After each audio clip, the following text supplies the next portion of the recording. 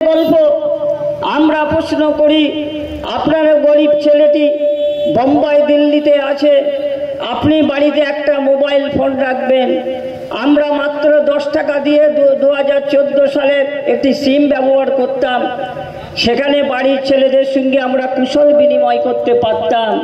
কিন্তু নরেন্দ্র মোদীর রাজ্যে দিন আসার পরে একটা কাঠপিমড়ের মতো মোবাইল রাখলেও 149 টাকা রিচার্জ করতে হচ্ছে।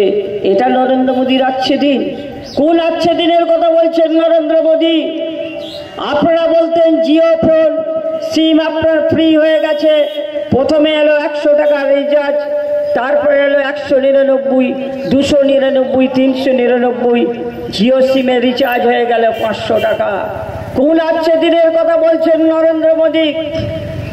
ভারতবর্ষের মানুষের দৈনন্দিন জীবনযাত্রা দুর্বিষহ হয়ে উঠেছে। চড়া দ্রব্যমূল্য বৃদ্ধির বাজারে ভারতবর্ষের মানুষের জীবন নাভিশ্বাস হয়ে উঠেছে। নরেন্দ্র মোদী তার ভাষণে তিনি বারবার বলছেন ভারতবর্ষ নাকি বিশ্বের দরবারে বিশ্বগুরু আখ্যা দিয়েছেন। ভারতবর্ষ কত বড় বিশ্বগুরু হয়ে গেছে আপনাদের কয়েকটা আমি তথ্য তুলে ধরি। 2014 সালে ক্ষুধাসূচক দেশের মধ্যে সারা পৃথিবীর মধ্যে ভারতবর্ষের স্থান ছিল 55তম।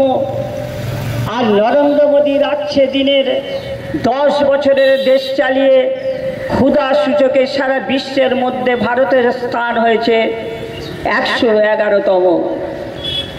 সুখ সূচকের হিসেবে ভারতবর্ষের মানুষ কতটা সুখ কতটা আনন্দে সারা বিশ্বের মধ্যে আছেন 2014